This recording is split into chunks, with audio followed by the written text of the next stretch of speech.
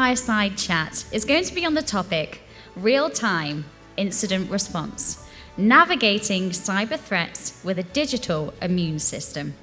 Our speakers will discuss how organizations can adopt this approach to minimize vulnerabilities, respond effectively to incidents, and create more resilient systems. So, we are going to ask Farrell Foley to the stage. We're going to invite Sean back up on stage as well, and Arkan Choudhury. So please give them a round of applause as they make their way up onto stage for our next Fireside chat.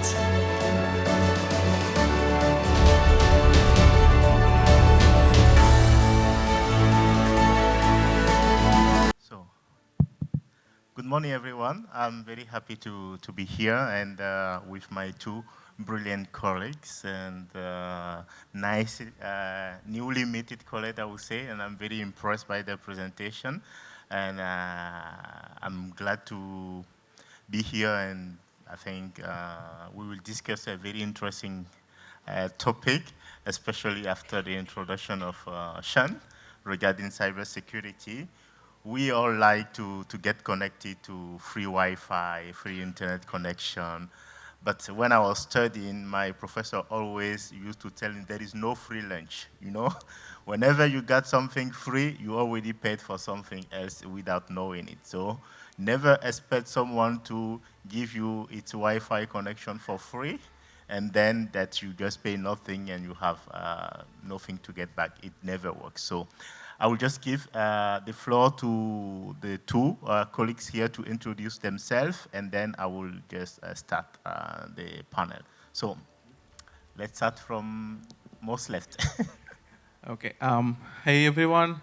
So myself, Archan Choudhury. I'm the founder and CEO of Black Pearl. So Black Pearl is a cybersecurity MSP company. So for throughout my life, I have been in defensive security.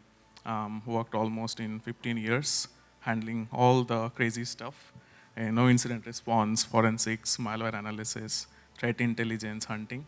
So yeah, now we are here. So lovely to have this fireside chat, and really, let's get the floor on fire. Thank you. So, well, you heard my name earlier, Sean Cooper, but a little background. My background, initially, I'm a business school grad. But evolved into technology early into my career, leaving the banking world as technology seemed to be so much more interesting. But I started in the endpoint forensics world back in 2005, evolved through to data in motion, then to some threat hunting, and now I'm in the signal reconnaissance, threat reconnaissance, so one level above threat intelligence, dealing with raw telemetry. And as I mentioned, I work with government agencies, CERTs, MODs, intelligence agencies across the world. Thank you very much. What I like about most successful cybersecurity experts that I know, they all have a very surprising and exceptional background. And I think it brings always another perspective to cybersecurity. And it also shows us that cybersecurity is for all of us. It's not just for technical person. And I myself, I started my career in the military, so it's weird. But I sat as a young officer back in 2006. So I was a lieutenant at that time. I was also engineer in communication systems. And I worked a little bit with the United States Army. I was not from the United States, I'm from Belgium, where I worked. And then I joined the United Nations later as an information security manager. And 5 years ago, I decided to do a PhD in cybersecurity. That's how I landed in Germany. And I stopped my military career at the rank of colonel. And I work now as cybersecurity expert in Germany as TÜV Süd, which is one of the biggest entity for certification and accreditation in cybersecurity and different aspects. So what I like about this topic here is usually we spend a lot of time trying to prevent attacks. every day we think about, can we prevent attack? What can I do not to be attacked? So it's like in your real life, you are trying to see how won't I get sick? Do you think it will happen? I don't think so. It will never happen that you won't get sick or someone doesn't attack you. So attack will always come. But when the attack comes, how well are you prepared? How well can you defend yourself? How well is your immune system to defend against new virus? Because viruses are everywhere. There are always something around that you are not used to, and you can get sick from it. Is your immune system ready to that? So I think this is the kind of idea we would like to bring into technology, especially in cybersecurity, to think like, look, we won't have 100% security. There will always be a breach, there will always be a malware, but when it's happened, how can the system itself, after a long period of learning, of course, be ready to defend itself by choosing the right strategy so that the attacks or the malware doesn't propagate to the whole network and becoming an epidemic. So, question for those two gentlemen here. How would you define a digital immune system, and why or how do you think it can be a good thing for real-time incident response in cybersecurity?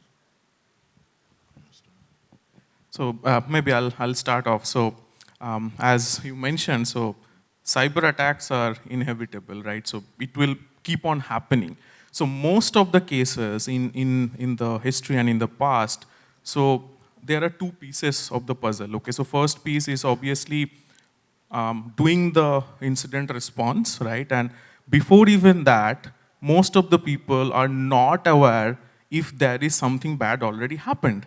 That is the piece of detection, right? So in the era of the AI, ML, Gen AI, and all the crazy stuffs are happening, the most important things as we consume lot of intelligence, right? So now how to operationalize that intelligence and create some solutions which can detect the threat in no time, then only we will be able to understand in a solution or in a position that, okay, maybe my system or my environment is compromised, right? So that's the factor that comes into when we say that visibility, right? So visibility is the king in cyber era. So the thing is that when we talk about detection, right, the first thing that comes into mind, as much as threat intelligence information you are gathering, how you can operationalize it with no factor time. Is there any solution which can give you some kind of hands-on idea that, okay, you feed me the intelligence, I will build the detection automatically for you, and then you go and deploy on your environment and identify whether you have been attacked or not. That's the first piece of the puzzle. And the second thing, yes, once we have identified that something bad has already happened, so there comes the IRP, right, the incident response planning. Then nowadays, the attackers are so much sophisticated. Sheen was mentioning about the ransomware, right? So the piece of the puzzle is they are not only care about the money, they care about your fame as well. So there is something called Hall of Shame. So they will publish the data in the dark web, and they will make the news such a way that your company has lost the PII data for your customers, right? So it's not about only having the DRs, only having the disaster recovery plan. You should have a real IR plan. So in my life, I have taken a lot of incident response for ransomware as well, worked really close with FBI and the other federal agencies. So the main thing is that always we need to have solutions at the hand to identify the stress that the company is going through if something that can happen, and then have a backout plan, whether they are having some data or they are threatening you literally to post all of the data online, right? So I think we should be thinking that the way AI and the other things are evolving, how should we leverage those things, like the way attackers are leveraging, how we can build something on top of that. So there are companies which are building, and I really love the work, so we can keep talking more about that, but I'll let you talk. So I don't have much to add to that other than to say that how do you do some of those things? A lot of that is going to be based on communication between the different departments in your entity and the community, to be a part of a community of trust, maybe your peers in your industry, to share of different things that are going on. Because, as you said, visibility is king for all of that. How do you know what to defend against if you can't see it? So there's a certain level of that you have to have. Again, yeah, having those plans in place, assuming if something's going to happen. So from an incident response, part of the plan of incident response beyond the triage itself is how do we recover? Shortening that mean time to repair, those acronyms that I always want to throw out there. But yeah, there's a certain level of that has to come to play. Thank you very much. So here, at least, we can, let's say, divide the problem into two. The first is to detect, because if you don't know that you are sick, then you won't take any measure, of course. So I think detection is key. So whatever we do, whatever we plan in cybersecurity, we need to put effort in detection. And the second part is now, how do we contain the malware or, let's say, the attack itself? And let's focus first on the first part. So can you name some few detection techniques, or how do you see in the future detection technique will improve so that we detect early? Because the earlier we detect, the better we are prepared. Or how can we also predict? For instance, a company has been attacked, probably will get attacked. But if we don't know that a company is undergoing attack, or this is the trend of new attacks, so we might get prepared of this kind of attack. So a prediction, how do you think about it? How should company look into it? So Farrell, this is wheelhouse in my world. So as I mentioned, I'm involved in signal threat reconnaissance, and what that really means is, and I'm trying not to make this a personal commercial, but we have access, we are one of one in the world that has access to internet telemetry that will allow you to see who is reconnaissancing your environment before they actually traverse your firewalls. So it allows you to, the goal at the end of the day, when we take one step back, is if anybody understands the kill chain perspective from IR versus being proactive, there's the attack that happens, which is sort of, we call the boom, and then the response, as you were saying, Farrell, is to the right side or after the fact response.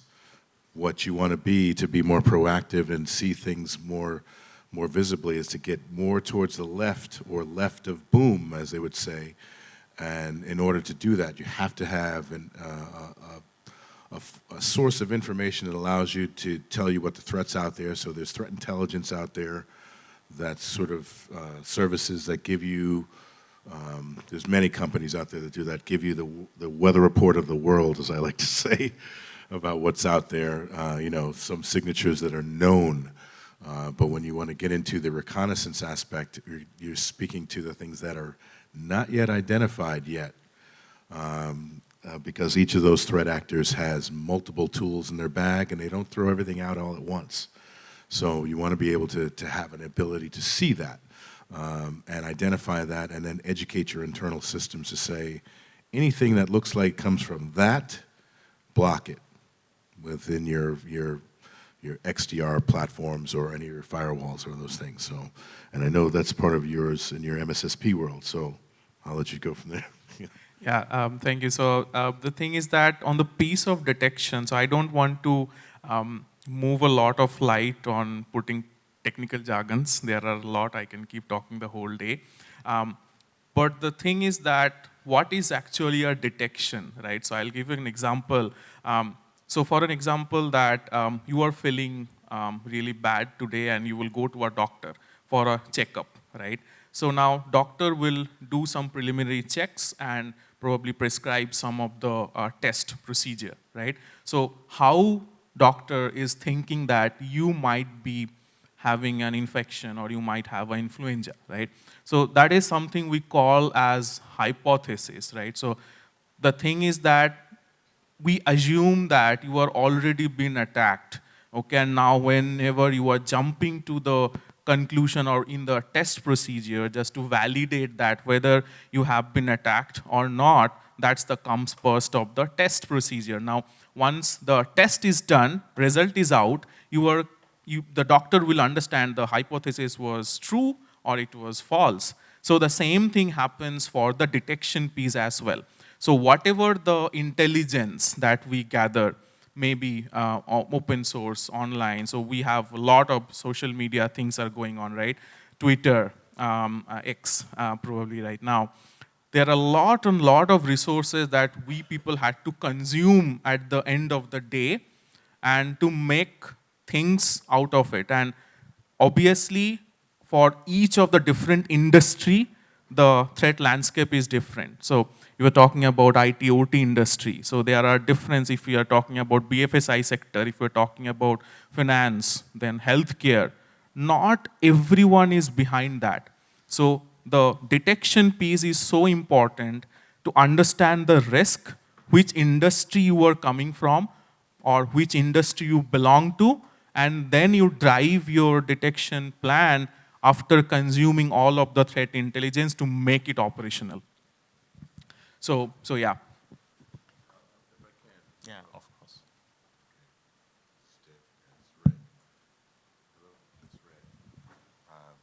Thank you. I'll just add one thing to that. So with the technology, and I mentioned earlier, it made me think of something. I talked about code within some of the tools that you have. Many of the brand name tools that are out there across the world that many of your companies are using, the software makeup or the binary, if you will, is exactly the same for every customer. So often the bad guys know what that same makeup is too, so they know how to evade that. So there has to be other mechanisms in place to assume that's going to happen, that they're going to try to evade that. So I just wanted to add that. Yes, thank you very much for your nice insight and perspective. So, not very common, but I will ask a question to the public just to see a little bit. So, who here has ever been attacked in cybersecurity? One, two, okay. Who think that he has never been attacked? Okay, that's a nice one. That means everyone knows they have been attacked. That's what my point is. Many of us, we think we are not being target of attacks.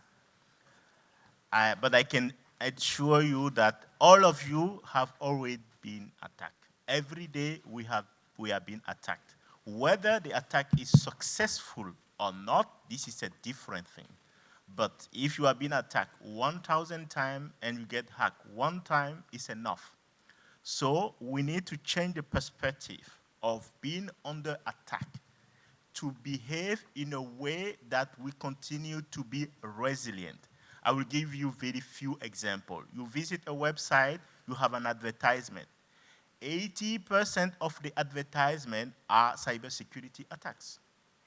Spying on your computer to gather data, spying on your browsing activity to gather some data. Cookies. And if I send you an image on WhatsApp, many people have downloading automatically activated on WhatsApp. For me, this is dangerous. Whenever I receive a picture or a video on WhatsApp, if I don't click on it, it doesn't download. And before I click on download, I need to know the person. Who is that person? Am I expecting a picture from that person in that particular moment before I click? Because picture can embed executable files. Pictures can embed malwares. So if you really think that you have never been attacked, then you need to do something right now. So that's my point, because detection is important. You need to start watching out on your devices and have like basic, let's say, sanitary action on your computer. Trust people, don't connect to public Wi-Fi, don't download file from people you don't know. You got spam every day that attack. You got annoying, let's say, advertisement to click on a link or whatever, it's an attack. One day you are not there, your son, your daughter is on your phone, she inadvertently click on a link because she thinks or he thinks it's funny, then you get spied. So nothing happened yet. So you think you are not under attack. But for 1 year, your pictures and data are being downloaded to a secret location until you have the data that you don't want to be disclosed that are downloaded. So I want to bring your attention on that, that first thing is being sure or making sure that you secure your device and be aware that you are always under attack. So question here for the panelists. What do you think when we are under attack? Should we take time to understand the attack completely before we take action? Because I know that the better we know the attack, the more we can bring a better solution to secure ourselves. But at the same time, it requires time to understand the attack. And this time between reaction and knowledge about the attacks can lead to tremendous consequences. So what would you suggest in this particular case? Yeah. So maybe first of all, so if we see from a business perspective, first thing comes is containment, right? So at the moment you understood and you detected there is an attack happening, try to stop it. Okay, so now also stoppage is there are several layers of stopping an attack to happen.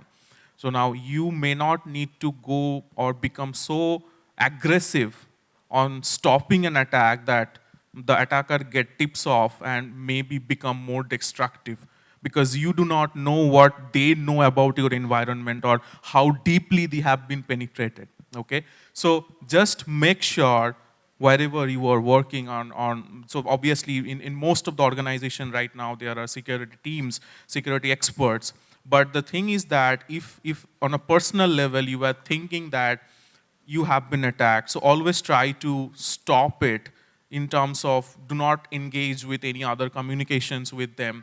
So you will see the red flags, okay? So they will keep on pushing you that there is something urgent. They will threat you that we will do this, we will do that to do those kind of things. So always put the protocol on place, try to get some help from the cyber departments of whatever the countries that you live in. Obviously, every country has the specific law.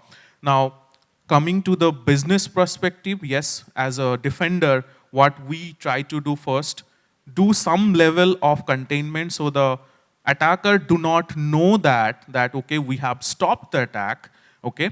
So they will still be doing their activities. Now, we will run behind them. It's always a cat and mouse game to identify the blast radius, how much they know about our infrastructure. And gradually, when we think that, okay, now maybe we have more of the foothold, now kill everything off.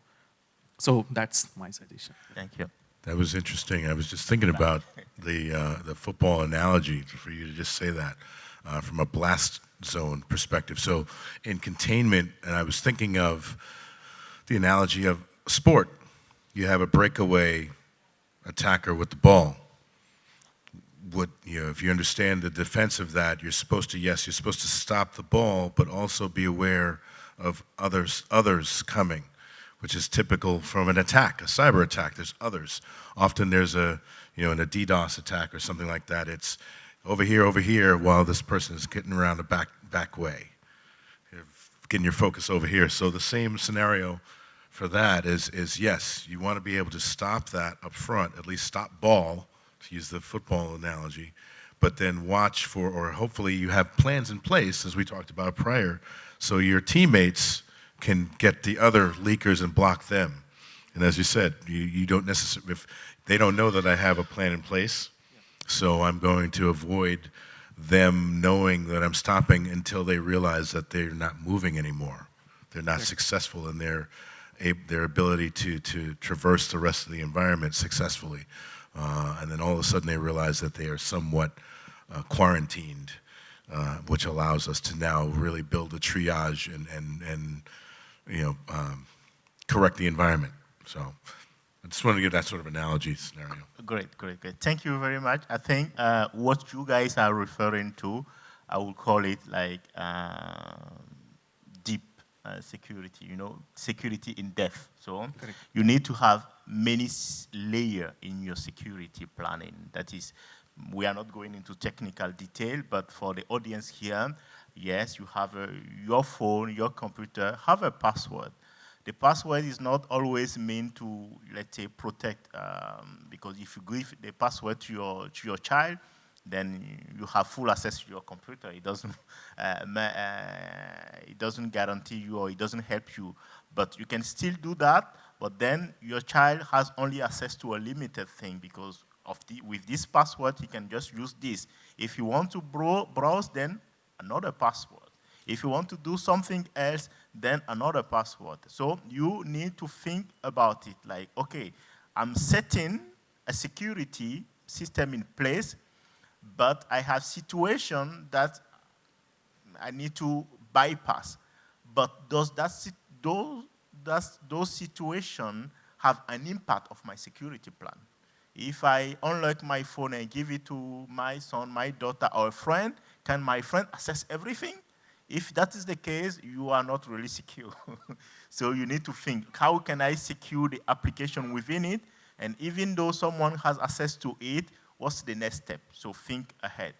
Second thing we talk about is containment. So I will give you here a takeaway. Containment can be a very simple action in some situation. You think you are being hacked on your phone, what do? Or someone is downloading some picture from your phone, what do? Put on flight mode. Disconnect your computer from the network. First thing, then you start to think. But don't just complain and look at your computer, and don't think that someone will come and do something for you. First thing you need to do is try to stop the attack. Get off the network, and then you can think about it. You think you are sending picture or data to somebody you do not know, and you don't know what to do, stop your connection. This is a very simple thing you can do. That's an interesting thing. I in my hotel room upstairs with my laptop, when I'm not there, obviously I have VPN when I'm using it, but I'm not there. So as you know, often the VPN will go to sleep. So I turn the Wi-Fi off of my laptop when I'm not with it. So there's no connectivity to it without me being there. So just a little basic hygiene thing that you mentioned. So yeah. So most of the time, it's not about being very technical, but it's to use survival instinct in real life, and to implement in cybersecurity. Cybersecurity does not always involve high knowledge technicities, You just think about an issue, how do I solve it in my real life? Am I sick? Am I getting attacked by someone? What do I do? It's very simple. You do not always need cybersecurity knowledge. We now just have 2 minutes left. The subject is very interesting, but I may give an opportunity to the audience to ask questions. Yes, please.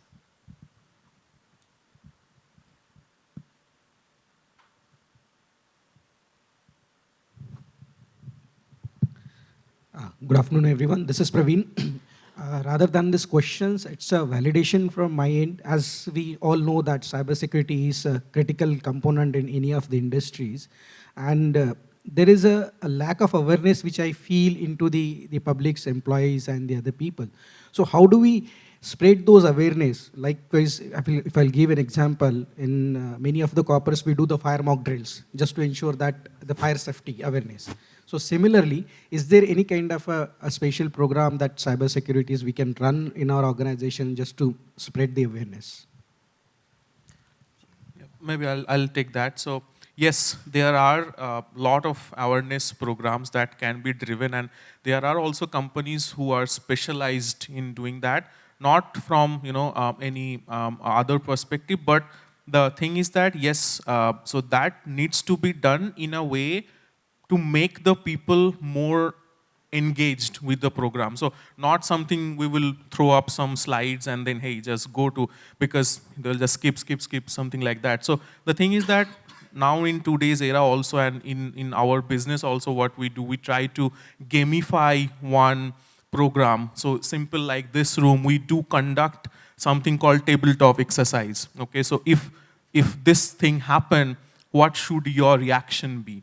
Okay, so by engaging those kind of programs, and that should be part of the KPI for the companies as well, that we identify the employees which are lacking behind, and then put some extra amount of additional factors to train them, but obviously not from absolutely theoretical perspective.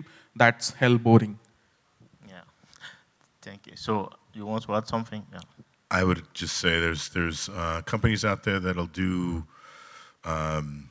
cultural testing for you, for the company. So, for HR and or accounts payable, people who are not your cyber defenders, who are not necessarily thinking about that. There's a way that they can create tests so people have a general idea of what to think about or what to consider that they wouldn't necessarily. And often it winds up just being they may know it, but it's a nice thing to do once in a while. And I think for certain insurance companies, cyber insurance companies, they're requiring companies to do that periodically throughout the year, so that it's sort of it's a risk aversion sort of exercise, so everybody knows that, okay, if you see this kind of a message, should you look at it or should you open it and click on that? Some basic things, but at least you as business owner covering yourself that, yes, we did do this training. So there's some entities out there that do that. So we will close on this note. What I would like to say is, for me, the central and weakest point in cybersecurity are the users. When the user do not understand what is it about, if the user think it's too complicated, the solution you are bringing in, they will not comply, they will not collaborate, and your whole super intelligent new technology cybersecurity solution will never work. If it doesn't work, then you can get attacked at any time. So it's not only just to do the awareness training to comply with regulation or to comply with policy, but it's to make sure that the user actually understand and are ready to collaborate.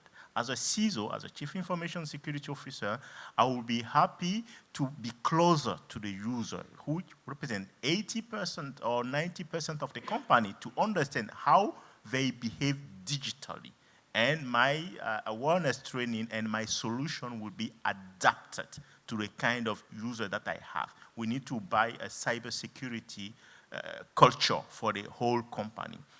The reason for that is 80 to 90% of cybersecurity attacks are successful due to human errors, due to social engineering, due to business email compromise, not because of malconfiguration of a firewall or a security appliance, but through the users. So get close to the users, be friend with them. You are a CISO, you are a cybersecurity guy in your company, be friend. Humanity is really important. Then when they have an issue, they come to you and talk to you. I have this issue, how do I handle it, etc. So you know what is going on cybersecurity-wise in your company. On this note, I think we are done for the audience. If you don't have any more questions, we will end up this panel now, and I thank the organizer for the patience, because we are over time now. Thank you to the panelists. Thank you.